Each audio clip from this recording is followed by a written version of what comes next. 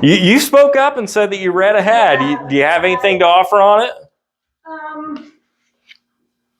I don't know. It's just, it talks about, in the beginning, about vanity and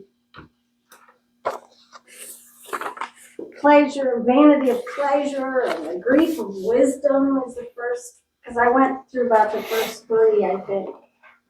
It's just, So vanity is, I would say, the common or recurring theme in the book of Ecclesiastes.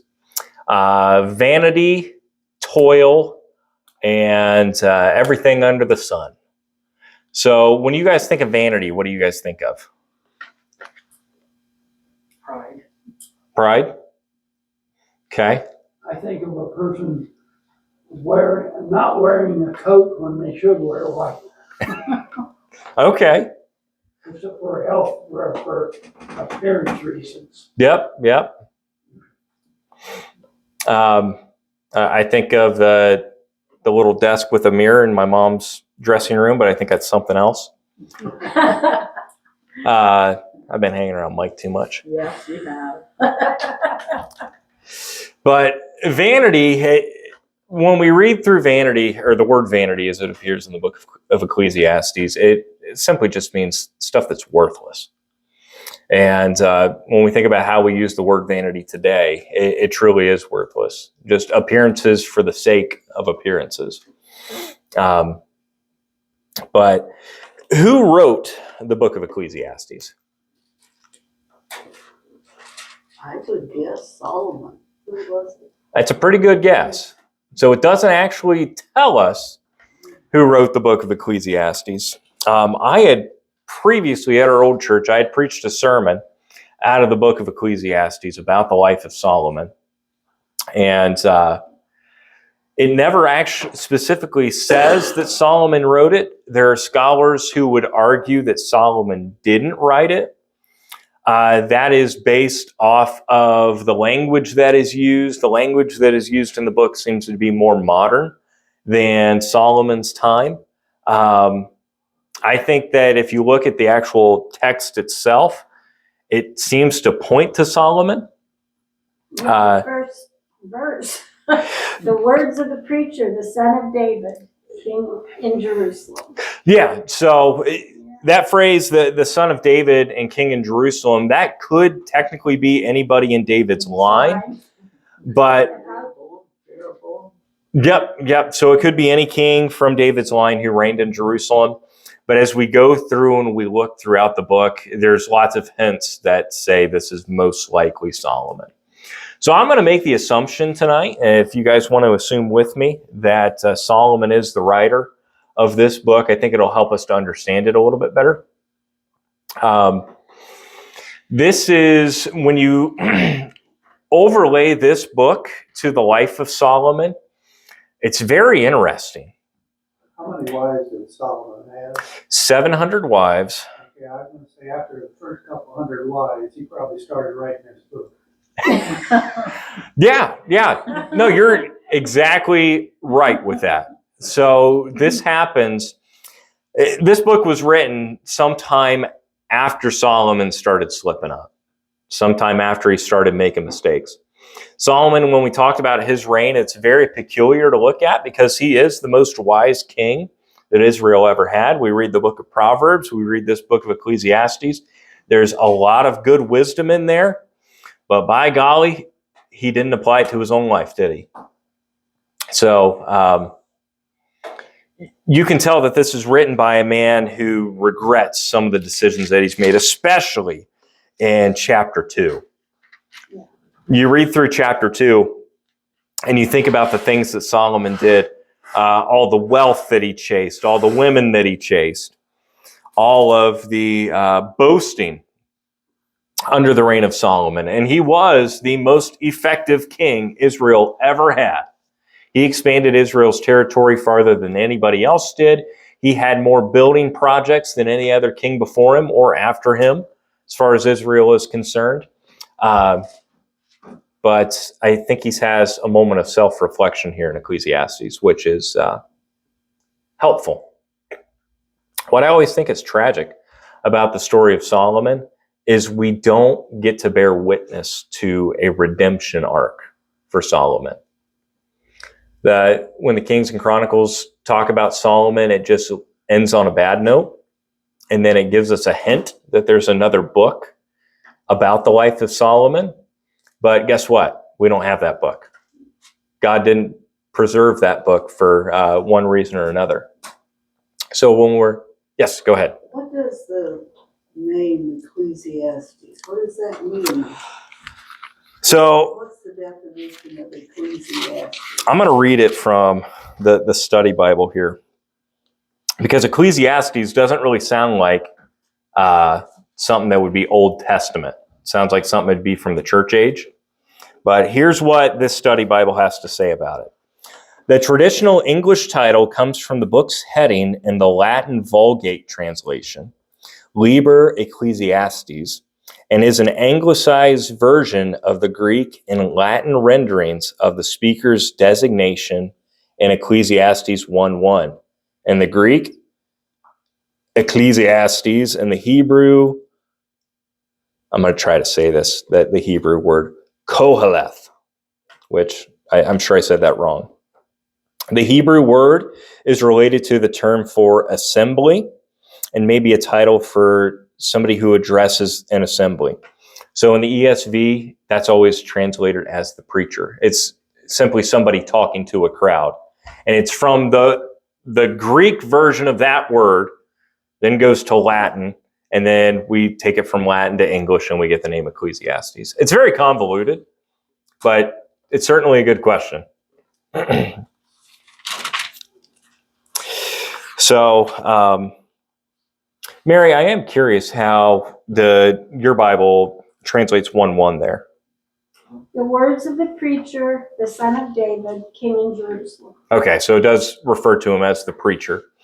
And so that's going to be the name that's given to the narrator throughout the book. And it's the same person speaking throughout the book, this preacher who we're assuming is Solomon.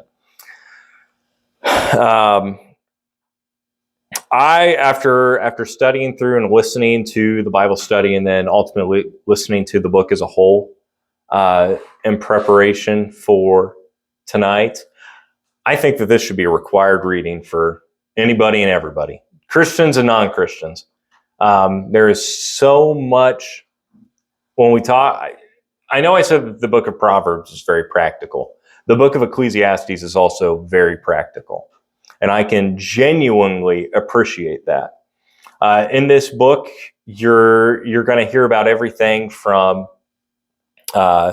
chasing money to how to invest your money wisely, to how to stay safe while you're working. It's almost like reading a book of OSHA regulations at one point, but it's a very interesting book.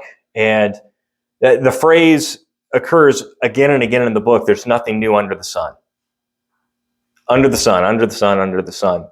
And this is a snapshot of what Solomon was feeling some 3,000 years ago.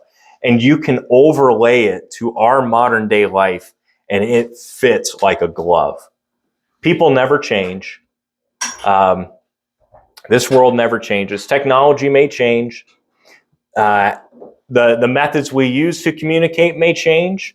Solomon wasn't out there recording his sermons on a Samsung Galaxy S22 like I do. But the world never changes. And I think it's fascinating how the problems that we have today, namely the problems of the intergenerational bickering that we seem to have in 2024, of the boomers versus the millennials versus the Gen Zers. Everybody's pointing at the other generations for the world's problems. But Solomon really sets everybody straight here and says, y'all got problems, not just one generation or the other. I found the most comforting words in Ecclesiastes. He says, there is a time. There's nothing new under the sun. There is a time. there's a time to be. You could just interject it. It says be born, to die, you know. And it is comforting to me to know there is a time. Yeah, absolutely. One of the things I think is most helpful in this book is he addresses the monotony of everyday life. I'm 10 years into a career. I'm 10 years into my working life. And guess what? I get tired of it. I get tired of getting up every day to go to work like I have for the past 10 years. And I know I've got another 30 or 40 years ahead of me. But that's okay. I can read about, in the book of Ecclesiastes, it talks about how those toils aren't in vain. They might feel like they're in vain, but there's a purpose behind it so long as we attach our purpose to God. We don't attach our purpose to the money. Which that might fall on deaf ears speaking to a room full of retired folks, but I just keep thinking, just think how many more you have to go. thanks, That's what I Mary. was thinking. I really appreciate that. I thought you might. It's another 34 years till I turn 62, and it'll probably be, By then you won't be able to. I know, it'll probably be 70 by the time I get there. 72. So it's pretty good, wasn't it? Yeah. But I mean to retire. To retire, because now they're pushing people to. Pushing it back to 68, 65, 68. now. That to get full benefits, you can retire I'll be there in 40 years. 40 years. Yeah. I won't ask you folks where you'll be in 40 years. Well, I intend to Yeah, stay. you want to hear some bragging? What's that? You want to hear some bragging? Let's hear it. Just think where I'll be in 40 years. What? I'll be retired, but you'll be in a much better place than me in 40 years. Praise the Lord. If Sunday morning was anything like heaven, I can't wait to get there. But enough of me talking about the book. Let's just get into the book. So, chapter 1, it is the heading to the book. It's the introduction there. So we're going to jump around a lot through the book. So Mike, can you go ahead and read verses 1 through 11? Sure. The words of the teacher, son of David, king in Jerusalem.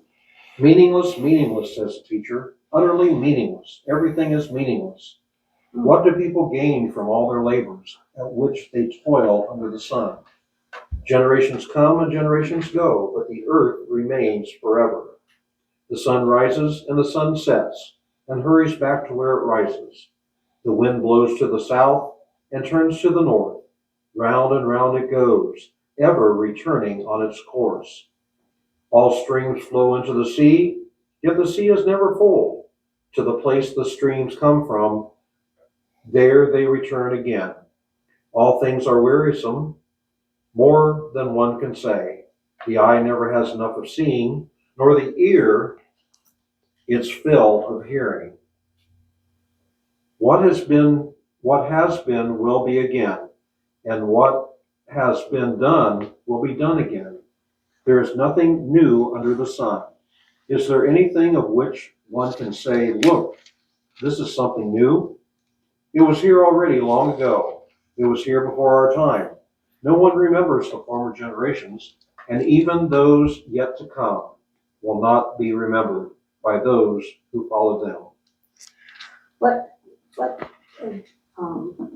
I think he's in the NIV. NIV? Okay. Because mine says vanity of vanities. Yep. And I think, so that does come from the KJV tradition, translating it as vanities. The way that the word is used, though, I think vanity or meaningless is probably a good way to translate it for our modern English speakers. But by golly, this preacher here in Jerusalem, he's quite the ray of sunshine, ain't he? I could do without him. But he really, this is something that's important for us to understand. for a couple of reasons. But why do you guys? I know what I think whenever I think of just the cyclical nature of this life on earth, how there's nothing new. Everything that we do, there's nothing that you can do that's going to make a real change in the world. There's nothing that your great grandkids probably won't remember your name. The river keeps flowing into the ocean every day, but somehow the river keeps getting filled up again. But what do you guys think when you think of just that concept?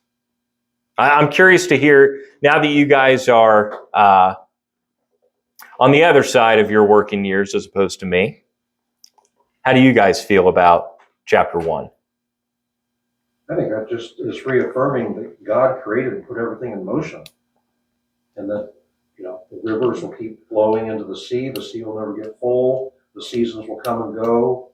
He put it all into motion, and I didn't see it as a downer. No. I saw it as a good thing that God put it all into motion.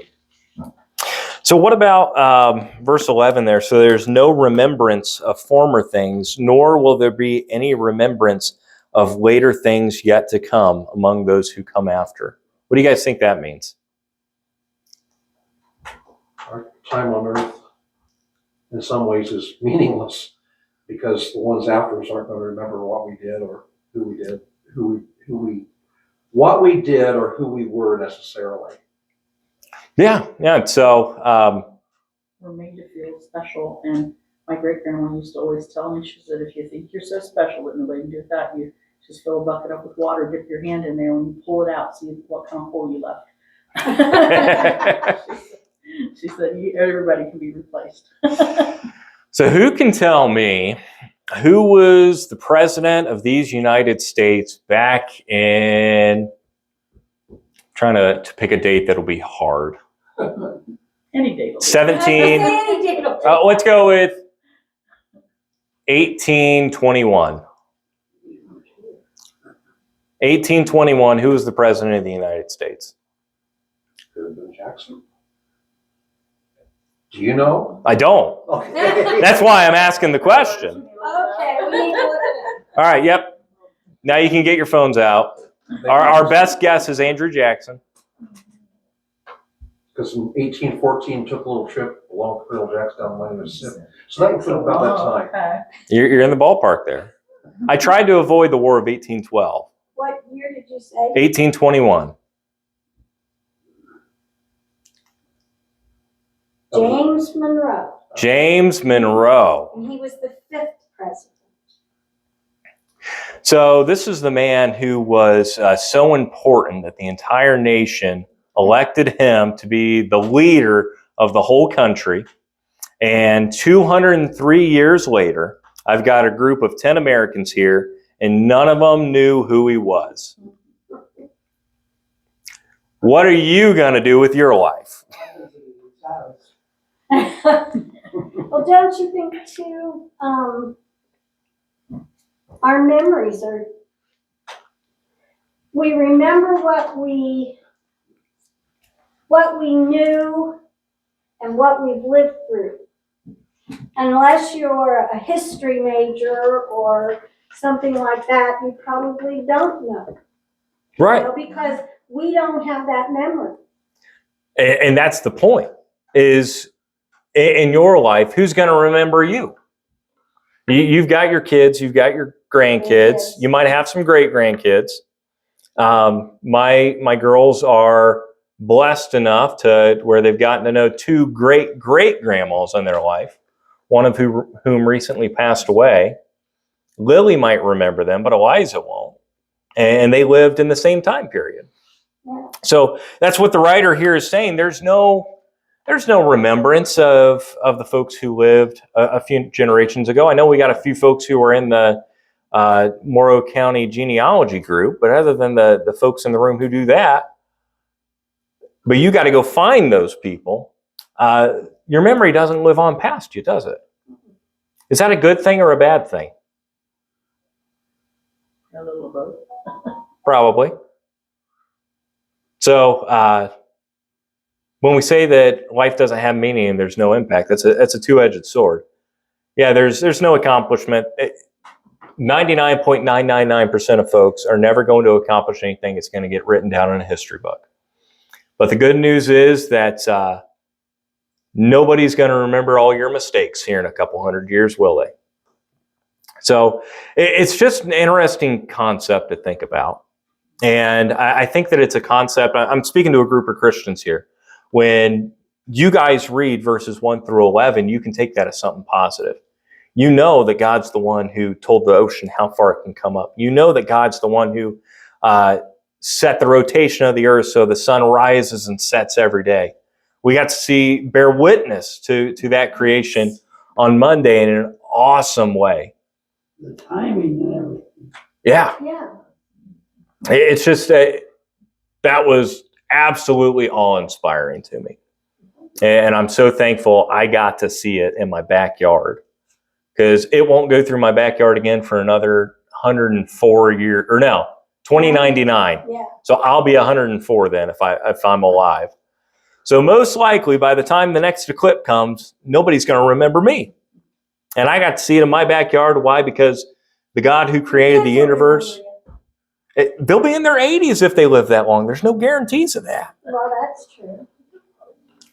But Our son was at the Indianapolis airport, mhm. and it's very, very flat, and he got to see the sunrise and sunset simultaneously. That really blessed his heart. Yeah, I just thought it was wild how you could look all around you and you could see the horizon. There was light on the horizon everywhere except for where you were sitting. But very, very awe-inspiring. So we know that God set everything into motion. We know that, life on this side of the sun is meaningless in a lot of ways. We shouldn't put our meaning in this life, on this side of the sun. So that's going to be the whole theme of the book of Ecclesiastes. So to the Christian who reads that, they're going to be reassured. Why? Because they know where their meaning's at. But to the world, when the world reads that, the world's going to feel pretty desperate about it. I do not understand why anybody would ever want to become an atheist. If this is it, this is nothing. It's worthless, this life. Might as well end it now. But so he's going to talk about a couple of themes to look out for. Is going to be toil versus pleasure. It's going to be wisdom versus foolishness. And just how to enjoy life. So let's get into chapter 2. And for chapter 2, Peggy, I'll have you read verse 1. We'll go around the room until we get to verse 8. I thought in my heart, come now, I will test you with pleasure to find out what is good. But that also proved to be meaningless. Laughter, I said, is foolish.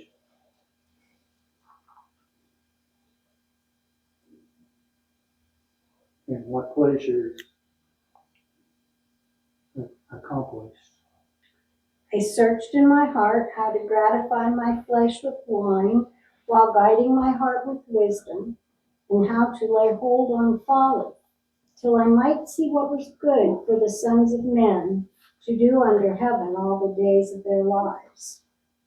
I undertook great projects. I built houses for myself and planted vineyards.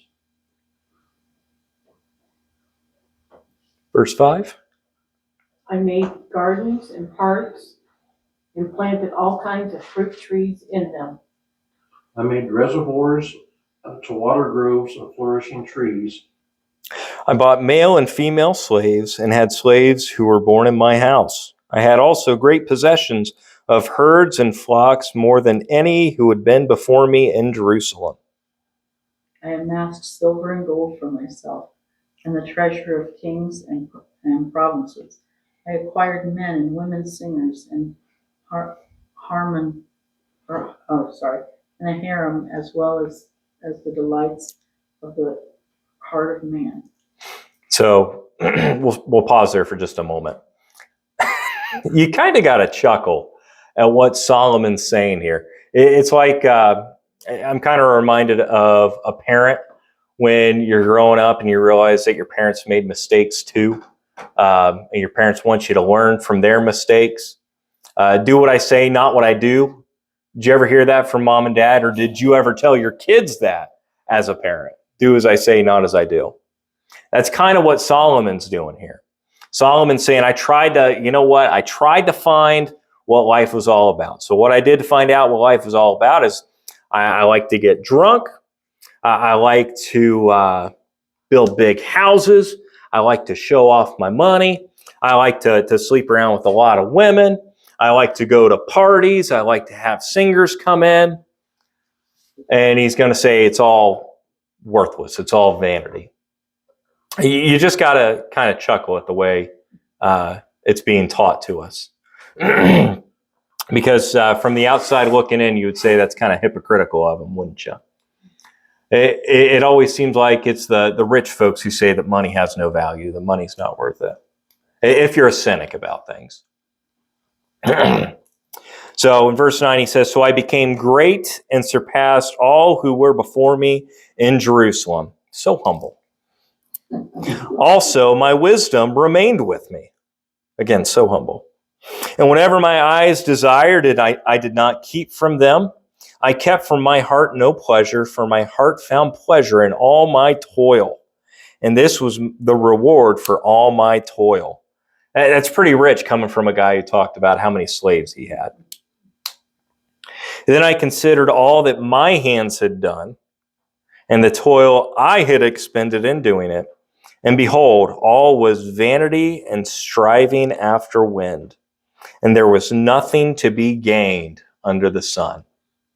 So this is Solomon's way of saying, do as I say, not as I do. Solomon did all of these things. You ever look at somebody, and I'm speaking from a worldly perspective here. I'm very confident that this church, the folks in this church, aren't materialistic. It's one of the things I appreciate being your guys' pastors. I genuinely think you guys are the humble, salt of the earth type folks. But to the world, they look at folks who are rich and famous, who go to all the parties, who you think of how rock stars are held up. These are folks who were doing all the drugs, hanging out with all the women, like the Rolling Stones types. Is that a good reference? Did I catch your guys' age group there? Or the Elvis Presley types? There you go. But the world would look at people like that and say, man, I wish I had that life. But Solomon's saying, hey, I've got that life. It's not worth it. And I think that he was a good representation of that lifestyle, if we read about his works and what he did. Very interesting character, Solomon is. So he talks more and more about his toil and about his work. And I'm sure there certainly was a lot of stress that came under his reign to do all the things that he was trying to accomplish. That was his vanity in his life. That was the worthless things in his life. But verse 18, he says he hated all of his toil under the sun. But let's jump to verse 24. So, Ed, can you read 24? And then we will go around the room and stop with 26. So we're just reading 3 verses. A man can do nothing better than eat and drink and find satisfaction in his work. This too, I see, is from the hand of God. For who can eat, or who can have enjoyment more than I? To the man who pleases him, God gives wisdom, knowledge, and happiness. But to the sinner, he gives the task of gathering and storing up wealth to hand it over to the one who pleases God. This too is meaningless, a chasing after the wind. So he's going to talk about pleasure. He talked about doing pleasure the wrong way in the beginning of the chapter here. Doing pleasure the wrong way was all of his great works, all of his slaves, all of his women, all of his silver and gold. He says that's doing it the wrong way. So he comes to his conclusion here in verse 24. There is nothing better for a person that he should eat and drink and find enjoyment in his toil. So I'll kick it back over to you guys. What do you guys think that verse means? To find enjoyment, to eat and drink and find enjoyment in their toil.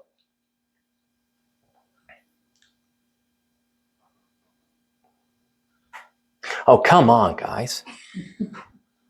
There is I don't know whether this is what you're looking for or not, but like a man who like a brickmaker, mason, or a carpenter, or going out and mowing the grass. Right. Having pride in your work, is that where you're getting at? I heard that Bill Gaither, you know who Bill Gaither is, that he got out, when he was angry, he would go out and mow. And that it relieved him. You could see you're accomplishing something. Absolutely. No. Anytime you're working, you can look behind you and see what you've gotten done. It makes you feel better. I love mowing my lawn. I've only got an acre. If I had 10 acres, I might feel differently about it, but it's great because you can see your progress. You can see what you've done. You can see how much better the yard looks. And that is that having pride in your work is certainly a major part of what he's talking about here. There's a general theme that he's trying to get across. It's just being content. Yeah. Contentment is something that so many folks will go their whole life and never experience. It was interesting. I saw somebody who was interviewing retirees on a beach somewhere. So these were folks who were, I think it was out in California, so they lived on the beach or around the beach. One of the couples said that they lived on a boat out there. So these are folks who have done pretty well in life, who were retired, and he asked 10 of them what their biggest regret was in life. And the biggest regret that was common among each and every one of them is that they thought money was too important when they were younger. Now, the cynic would look at that and say, well, you're retired and living on a boat. It must mean something to you. But I think that it's telling that that group and that demographic look back and their greatest regret was how much they chased a dollar. It was because they had never found contentment in their life. So it's not about finding contentment. It's not about how much money you have. If you get more money, guess what? You're just going to crave more money. The more money you have, the bigger your problems are. Yeah. Yes, the more you own, the more you have to insure, paint, and repair. Yeah, and if you got to insure it, paint it, and repair it, guess what? You're going to go need to make some more money. And the screws keep falling out. So if you're always chasing a dollar and you're never content, you're never going to be satisfied. You're never going to have enough money. You won't be able to retire and enjoy. Right. So what he's saying here is enjoy the life you got. Enjoy it. If you're a bricklayer, look at that wall, pat yourself on the back for a job well done, for how straight it is, for how plumb it is, for how structurally sound it is. Go home, have a good supper, have some cool lemonade with it or something. Enjoy what you're eating, enjoy what you're drinking. God gave us taste buds for a reason. I think it's okay for us to enjoy our food so long as we don't become gluttons. I want to mention something else about what brings joy. This is personal. Several years ago, Ellen and I went to Niagara Falls. We had never been there. It was in mid-October. And we got there it was just dusk. And they put us, we were on the Canadian side. And they put us in on the 14th floor where they had an observation deck. But we did not need it. We opened the curtains and they had just turned the lights on. And I've seen mountains and deserts and everything, but for sheer beauty, I've never seen anything better. Yep, absolutely. Another example is person. I had our class, my graduating class in Jones was pretty close. In 1953, in 2003, we graduated in 53. In 2003, we had a reunion at our house where we live now, and my wife, Hester was living there. But it was well attended, and that was one of the most enjoyable times of my life. Yeah, it's awesome. Awesome that you've been able to find contentment, to find joy. How many years did you work in your life before you retired? Well, I worked from about, not counting, I farmed a little bit, but I worked from about 20 years, and I retired at 62. Retired at 62, but you were in the class 1953? Yeah. So how many years between 1953 and when you hit that 62 mark? If my math's right, that's 44 years? Something like that. 44 years you had to scrape together a living one way or another, whether it was farming, whether it was working for somebody else. 42 years of toil, but you were able to find joy in that. Sure. Yeah. Able to find contentment. And that's exactly what he's talking about here. Now, when he says that that person should eat and drink and find enjoyment, he's not talking about going out and getting sloppy drunk like some folks in the world try to find their enjoyment. He's talking about just contentment. And he'll add to that later on in the book, and we'll get there. Well, I think the toil could mean things other than just your occupation. The things that God sets before you to do. Sure. Not just. And it also, on verse 24, refers me over to, where was it here? 3:22. It says, "So I saw that there is nothing better for a person to enjoy their work, because that is their lot." Yeah. Well, I used to feel sorry for, I go down to the teacher's lounge, and there'd always be a few people talk about, well, I only got 1 year to retire, and I get out of this place, or I got 2 years left, and I get out of there. I thought, how sad that they're doing that job and not really taking time to enjoy it and appreciate it, and realize what they're doing to a lot of young people's lives with that attitude. There's a scripture in the Bible that says, "The earth is the Lord's and the fullness thereof." And also, whatsoever your hand findeth to do, do it for the Lord. Yeah. And you know, if you look at that dusty old coffee table, and it's not yours, it belongs to the Lord. It's just kind of a pleasure to dust it. and I don't mind doing the dishes because I got a dishwasher. Well, now, do you have a dishwasher under the counter, or are you talking about the dishwasher sitting next to you? No, he's not picked on as bad as you all think. So, but it's all attitude. My boss, I was working in a store, and it was a nice store, and I had false wrapped, and I did gift wrapping, and it was lovely, lovely. And he said to me, I can get anybody to work in the store, but I can't get anybody to take care of Mother. And I know you're an EMT, and if you go down and take care of Mother. Well, I said, I'm not Nurse Nancy. And my husband walked in and said, I've been laid off for 6 weeks. So I said, I'll take that job. And I went down, and that lady gave me words to live by. I said, can you get out of bed? She had lots of money, but she was depressed. She wasn't thankful. And so she ended up in the hospital almost dead. I said, can you get up and go to the bathroom? She said, if you'll help me. And I got her in there, and she got her on the throne, and she looked at me and she said, Ellen, if we have to do this, and I guess we do, let's have fun. And I said, fun I know about. And God blessed, and months went by, and I played with her like she was a Barbie doll. because she had beautiful clothes and jewelry and all this stuff. And before long, I was driving her husband's new car, and we was going out for sodas.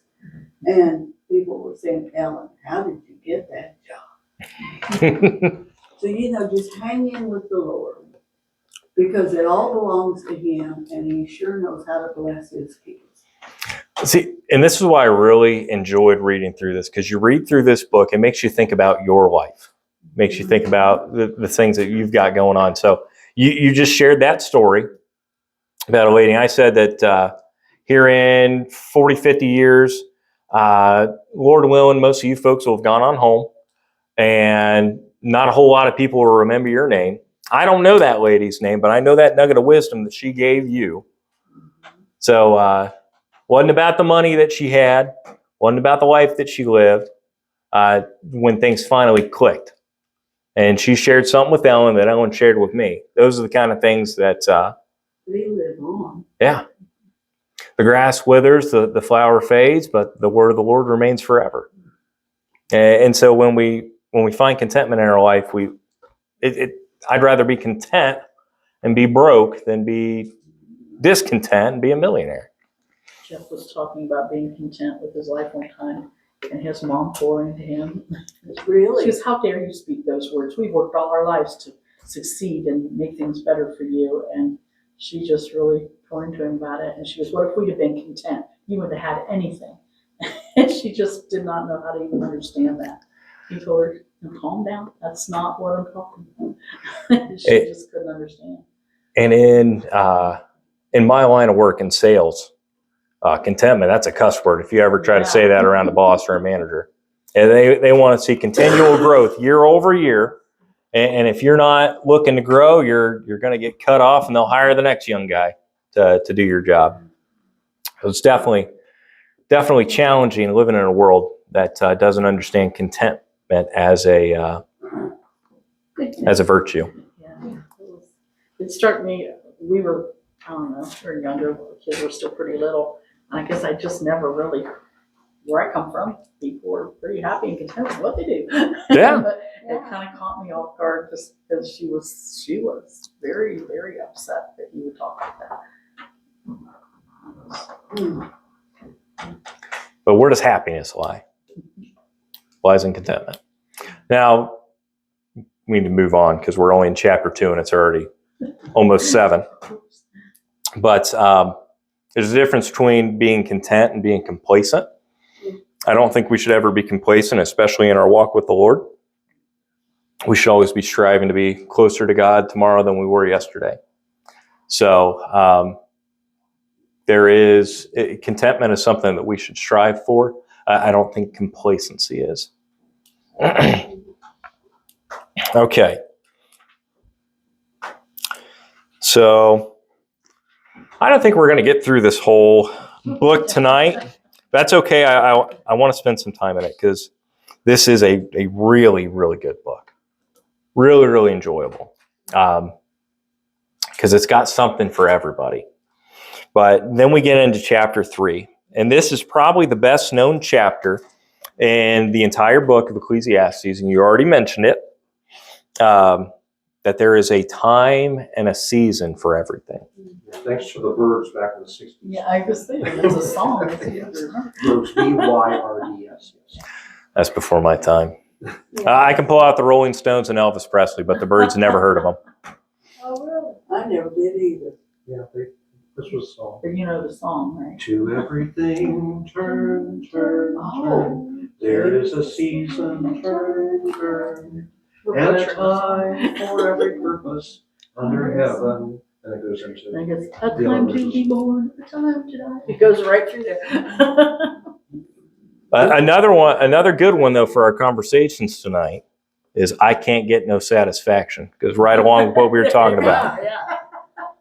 There's another one that I gotta get one I was gonna say. Yeah, I don't. It's gone, huh? Sometimes. No, I got that. I got too much wine and too much song. Now the seasons are all gone. What is that? I I don't think know. I was about 2:00 in the morning. Yeah. Don't call.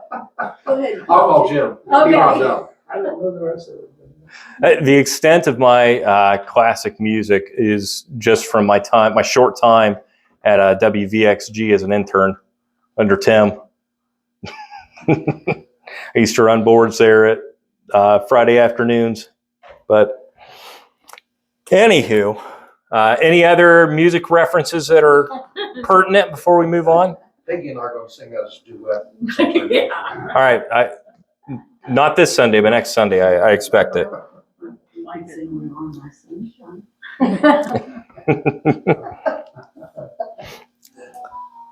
Okay, so I'm sure that you guys have heard, I know Mike has heard, Ecclesiastes 3:1-8, because he was just singing it. But he goes back, he's adding to that cycle that he talked about. And at the beginning of the book, how it's just day after day, sun goes up, sun goes down, sun goes up, sun goes down. But he's starting to fill in that picture now a little bit. So he talks about how there's a time to be born, a time to die, a time to plant, a time to harvest, a time to kill, a time to heal. And he goes through this whole list of opposites that there's times for. A time to keep silent, a time to speak. I think the last two are very interesting. That there is a time to tear, a time to sow, a time to keep silent, and a time to speak, a time to love, and a time to hate, a time for war, and time for peace. And my head is just going turn. Found it. You're welcome, Peggy. I found it.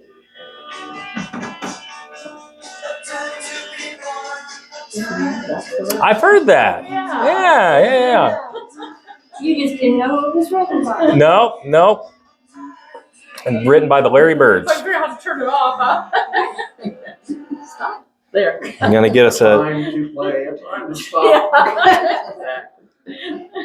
copyright strike on YouTube if we upload this now. But so I think there is some application, some broader application when we look at this, especially those last two, a time for love and a time to hate. How should we apply that in a Christian's life? I hate abortion. Absolutely. Now, do you hate that woman who got an abortion and regrets it now? Poor little thing. No. So there's a time for love and a time for hate, ain't there? That's a great example. It's a time for pills. It's the o'clock. But time for war, a time for peace. So, especially that last part, you think about God and the character of God himself. And you think about that concept that there's a time for war and a time for peace. I think that Solomon was writing under the instruction of the Holy Spirit when he wrote that, because you look all throughout of human history, and then as we can look forward through the prophecy we are given in the scriptures, we can see how that is true of God as well. It's not that God has different characters.